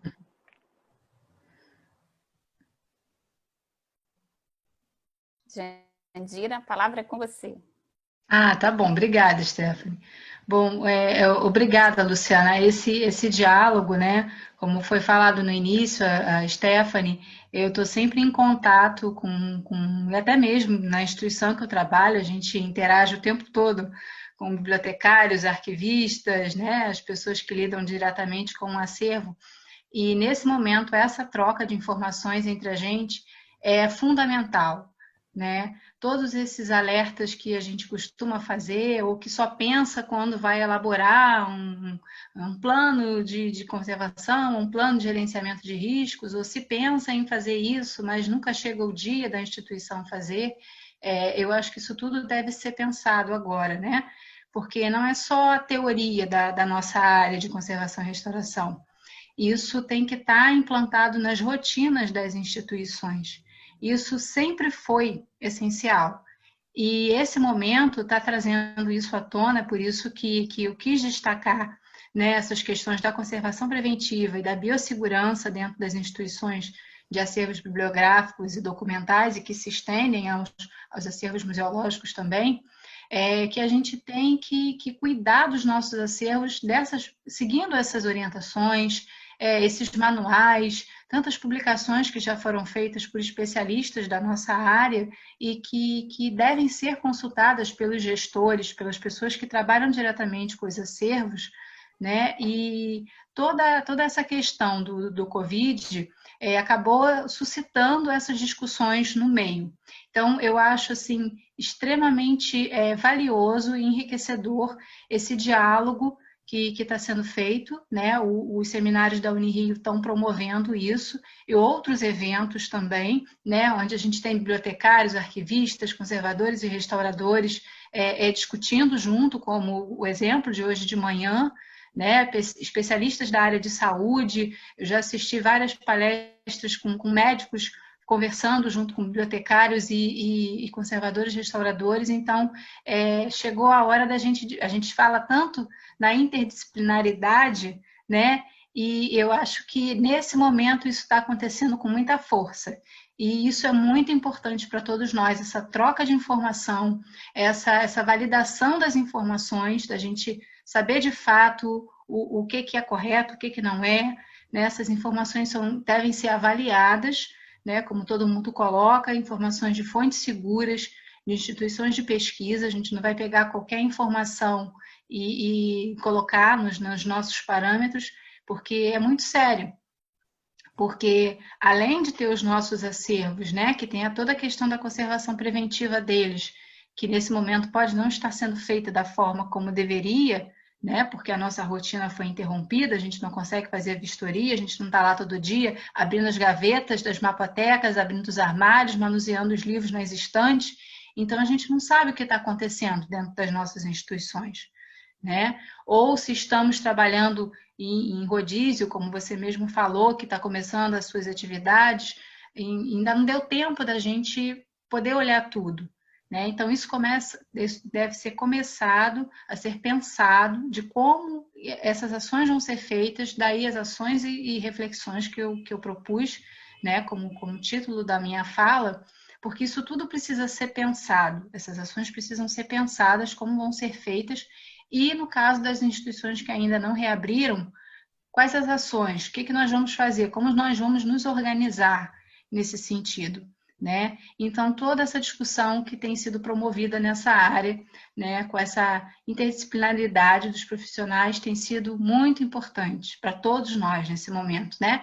Que além do risco aos nossos acervos, tem as questões da saúde humana, que é o primordial, né? A saúde humana deve ser colocada em primeiro lugar nesse momento. Então, essa pressão que eu sei que algumas instituições estão sofrendo da reabertura ao público, isso é muito sério, né? Isso pode até causar um estresse emocional, um problema para as pessoas, né? De se verem pressionadas e a gente tendo tantas mortes ainda acontecendo por dia devido ao Covid.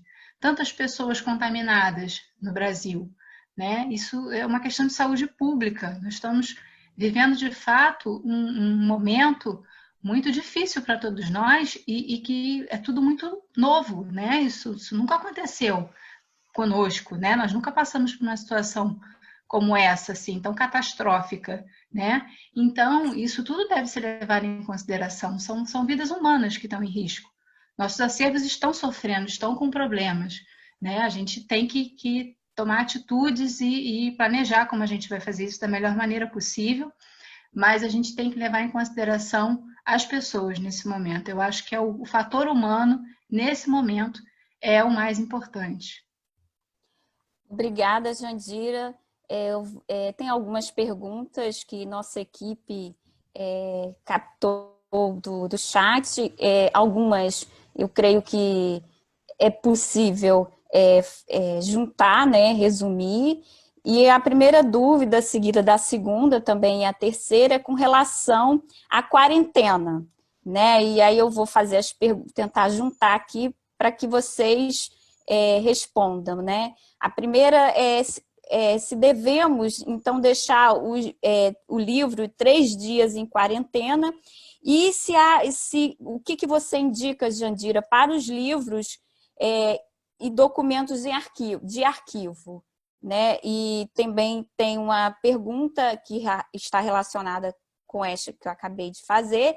Qual o impacto desse período de 10 a 15 dias de quarentena na aquisição e seleção do acervo numa biblioteca pública, considerando que esta recebe pouco recurso do governo? Então, me parece aí que a dúvida está na quarentena, né? E se os protocolos e as regras normativas podem continuar após pandemia. Então, eu creio que seja uma resposta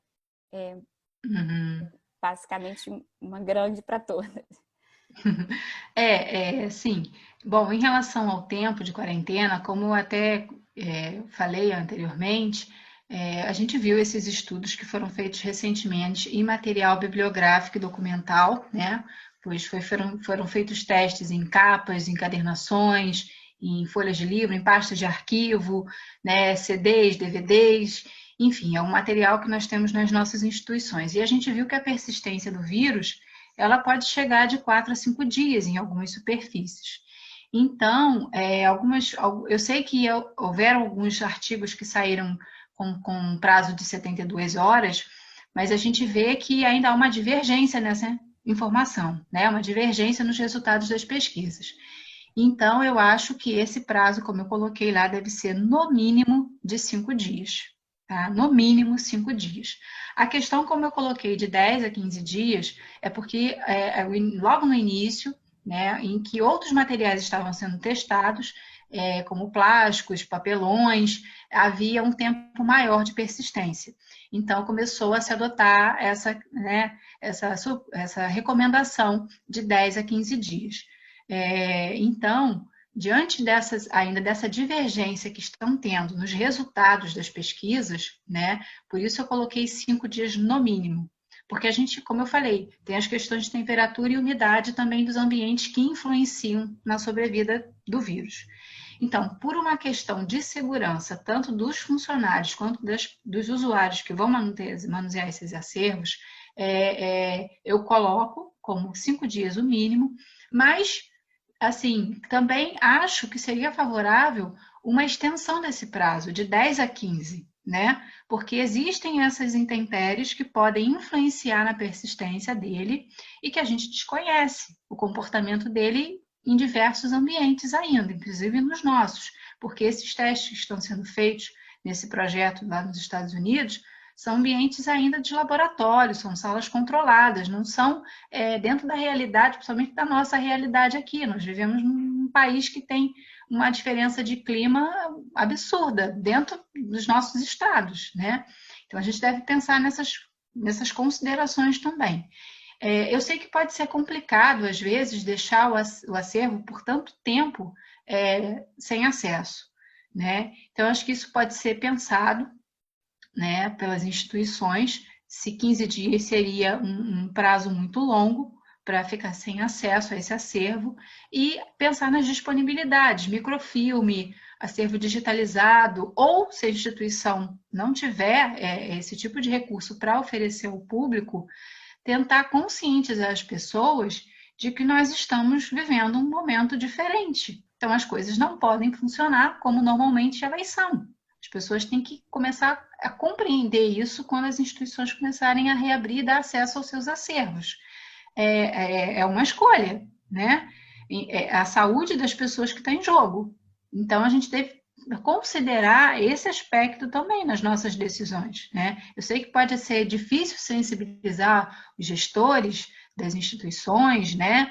Mas, assim, nós estamos diante de uma situação muito diversa, muito diferente do que é o nosso normal diante, né? Porque agora não é mais o normal, nós estamos vivendo uma situação que daqui para diante vai ser diferente, né? Então a gente tem que pensar nisso, tá? Eu acho que deve ser considerado esse prazo de pelo menos uns 10 dias, então, e conscientizar os usuários de que isso é necessário para a segurança dele e dos funcionários das instituições. Jandira, não sei se eu respondi tudo. Inclusive, eu acho que você respondeu, deu resposta para outras perguntas que eu ia fazer a seguir. Então, principalmente sim. com relação à umidade. Mas tem uma que... Porque essas dúvidas, Stephanie, como eu coloquei, eu tenho observado muitas perguntas, as dúvidas das pessoas em todas as palestras que eu assisto, eu faço até a anotação das dúvidas no meu caderno, e aqui também eu tive o cuidado de olhar, e eu vi que isso é uma dúvida muito frequente. Todo mundo está pensando a mesma coisa, com a mesma dúvida. Exatamente. Então, tem uma pergunta que, na verdade, ela se repete 3 vezes. Como higienizar mesas e cadeiras de madeira, né? Qual produto colocar? Então, essa foi uma pergunta que surgiu aí no chat. Sim. Por favor, Jandira. Sim, sim. Isso até é uma questão que eu também tinha pensado, acabei não falando, mas é uma reflexão que eu já fiz, né? A gente sabe que muitas instituições possuem mobiliário de madeira, né? Principalmente instituições históricas e que o mobiliário é antigo, e a madeira, geralmente, ela é envernizada, e o verniz é sensível ao álcool. Vai ser sensível tanto ao álcool líquido quanto ao gel, né? Então, essa é uma questão que deve ser repassada, uma orientação que deve ser repassada às equipes de limpeza. Por isso eu falei das recomendações da gente passar informações para essas pessoas que fazem a limpeza dos nossos mobiliários, né? Porque não vai poder passar o pano com álcool, né? Nas mesas e nas cadeiras com revestimento de madeira com verniz, porque a gente vai estragar essa camada de verniz que tem no mobiliário. Então, assim, algumas coisas que eu já andei vendo de recomendação seria colocar plástico filme ou alguma camada de um outro plástico um pouco mais resistente sobre essas superfícies, por exemplo, se for um mobiliário que possa ficar interditado até mesmo, a gente pode fazer isso, interditar aquele mobiliário colocando algum tipo de cobertura para que as pessoas não tenham acesso. Mas se for um mobiliário que precise ser utilizado, como uma mesa onde o usuário vai se sentar, né? Como a gente vai fazer? Então, o plástico seria uma alternativa, né? Porque o plástico filme, até mesmo como foi recomendado colocar nos teclados, né? Que facilita a limpeza do teclado do computador, você pode passar sem problema o pano com álcool gel ou líquido sobre o plástico, que não vai causar dano aos teclados. A gente pode fazer isso nas mesas também, é uma alternativa, né? Inclusive, essa mesma pergunta surgiu hoje no Simpósio de Preservação e Conservação de Acervo, né, Napoleone? Foi algo que foi comentado. E como a Jandira falou, as perguntas vão se repetindo, né? E aí tem mais uma pergunta, na verdade, são duas perguntas que eu vou tentar juntar, que é sobre os métodos de ultravioleta, que inclusive você até comentou.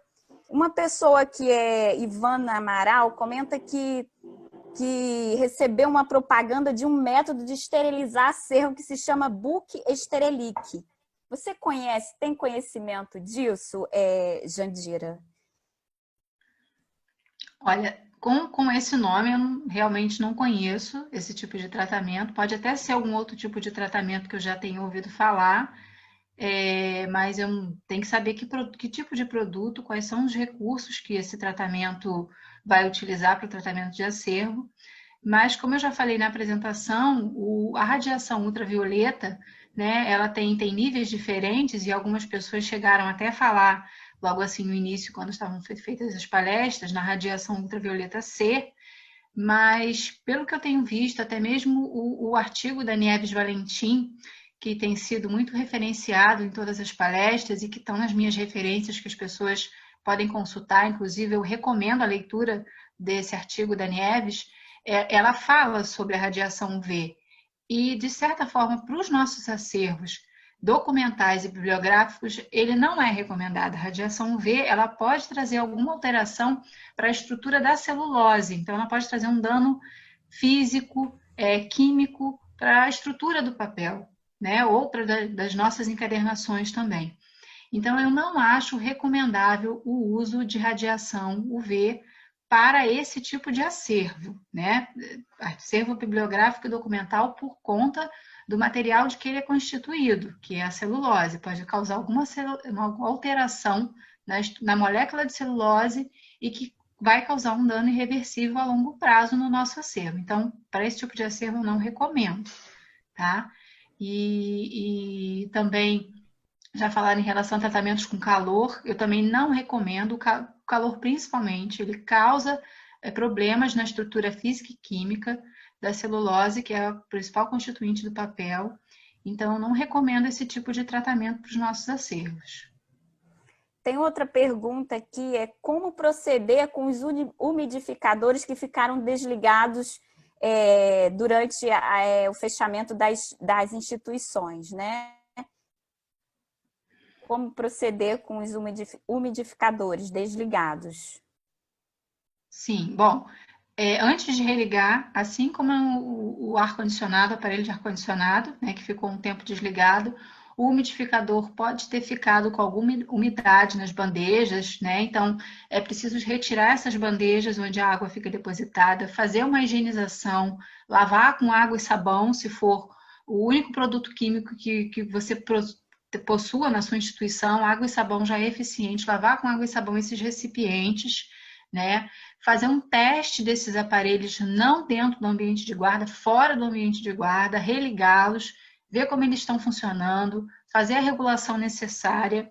Se possível, se a instituição tiver uma equipe de manutenção, pedir auxílio, tá? A equipe de manutenção da instituição e fazer a higienização das bandejas, remover todo tipo de umidade que possam ter ficado nelas e fazer um teste religando, deixando funcionar antes de colocar na área de guarda. Exatamente. Tem algumas outras perguntas surgiram aqui no chat, mas em razão aqui do nosso tempo, eu vou até colocar aqui para Jandira, né? E também já confronta com outras perguntas, que era a última pergunta que eu ia remeter para a Jandira, é sobre o... Deixa eu ver aqui.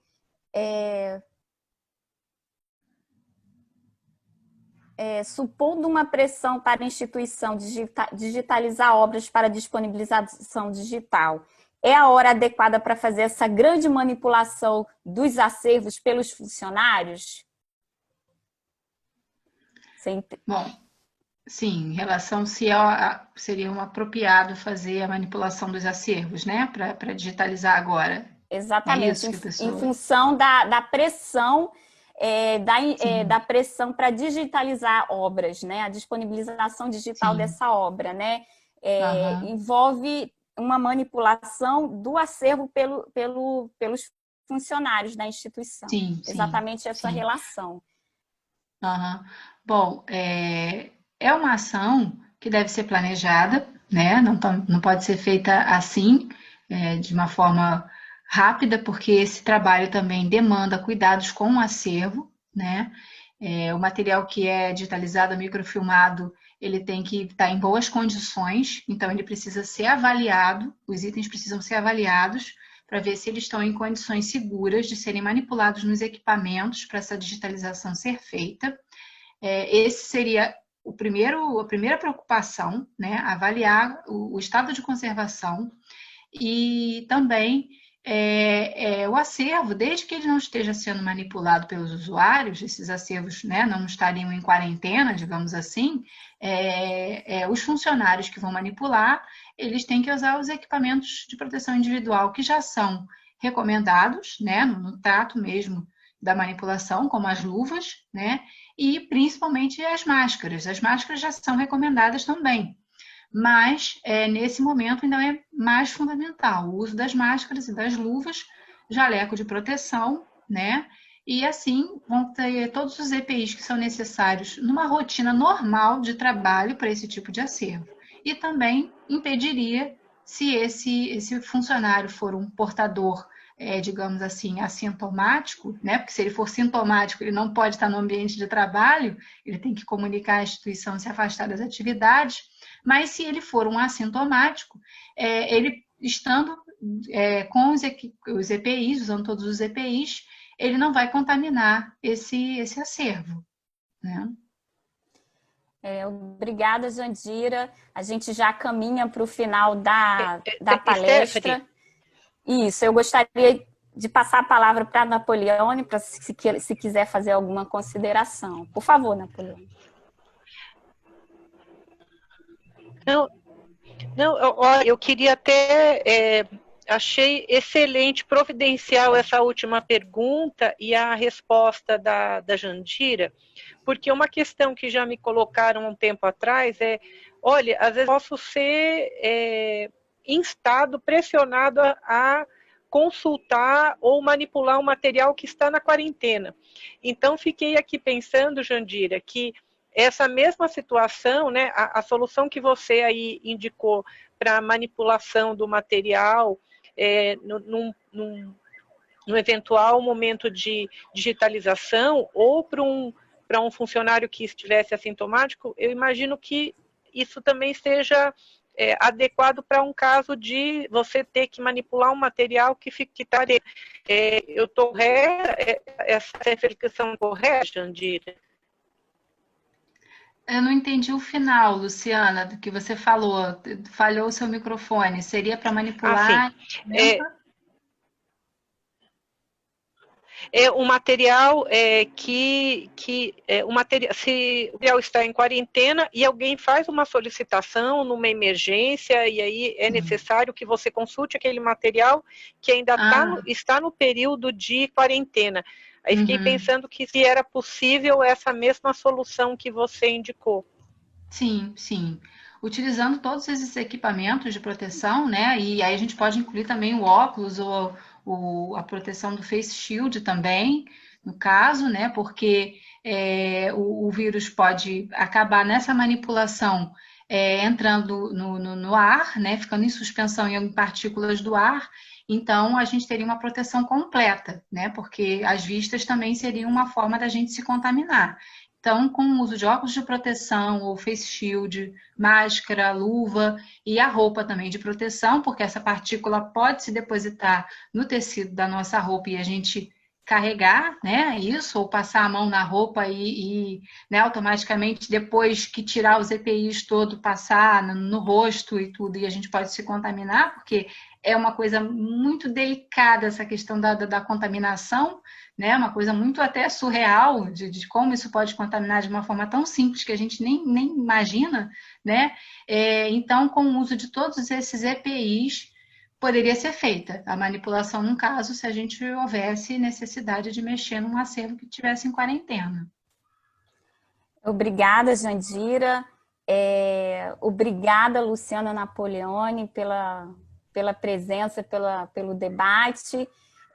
Esperamos contar com vocês duas em outras ocasiões, né? Como sempre contamos. E é o que Jandira falou, acho que foi no último slide dela, pensar, né, que também se trata de uma ação individual que se reflete no coletivo, né? Isso é muito importante, né? E aí eu gostaria de agradecer mais uma vez, em nome da equipe do Seminários Unirio, Bruno, a Brenda ou o Fabiano gostaria de falar alguma coisa, ou eu já posso apresentar a nossa próxima convidada.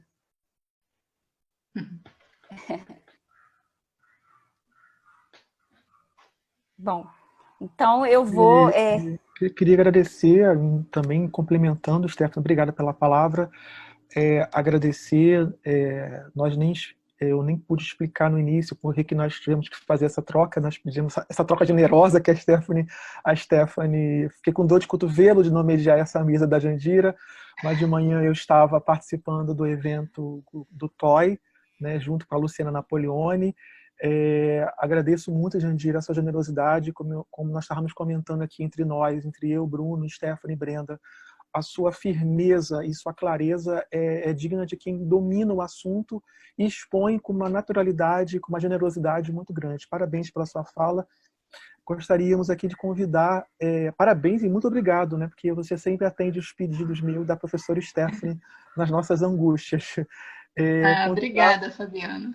Convidar a todos para a próxima atividade, que vai ser a palestra com a Adriana Rolós, do Arquivo Nacional. Todos vocês que estão inscritos já receberam nos seus e-mails a divulgação da palestra, as inscrições já estão abertas, e a próxima palestra terá a mediação da nossa colega Brenda Rocco. Muito obrigado, mais uma vez agradeço muito também a parceria com o professor Paleta, com Luciana Napoleone, professor Paleta pela USP, pela ECA, Luciana Napoleone pela Comissão de Patrimônio e Documental do CRB8. Vida longa para vocês, Luciana, vida longa para vocês. Esse comitê, essa comissão realmente é muito importante. Vida longa para vocês, vida longa também, professor Paleta, para o evento do TOI. A contribuição que vocês dão realmente é excepcional. Muito obrigado, Stephanie. Obrigada, professor Fabiano. Eu também, em nome da equipe, agradeço também mais uma vez ao professor Francisco Paleta, a Napoleone pela parceria, sempre renovada em todas as nossas propostas. A Jandira, mais uma vez, eu tenho que dizer que estou felicíssima em mediar a mesa da Jandira, principalmente pela relação que eu tenho com a Jandira na Unirio. Já é uma pessoa muito conhecida nas turmas de políticas de preservação e acervos bibliográficos, né? Fabiano constantemente, e eu também constantemente convidamos para palestrar, e os alunos, em nome da Unirio, dos alunos, agradecemos muito, Jandira, a sua generosidade. A Jandira muitas vezes saiu do curso da arquivologia e no dia seguinte já foi palestrar na turma, né, no curso de biblioteconomia, sempre cansada, mas sempre muito disposta a ajudar, a orientar. Então, obrigada, Jandira. Agradeço a todos os presentes, a todos os envolvidos. Esperamos encontrá-los na próxima palestra da Adriana. As inscrições estão no site, podem seguir as nossas redes sociais, consulte o site do PDA. E é isso, agradecer em nome de todos. Obrigada. E é isso.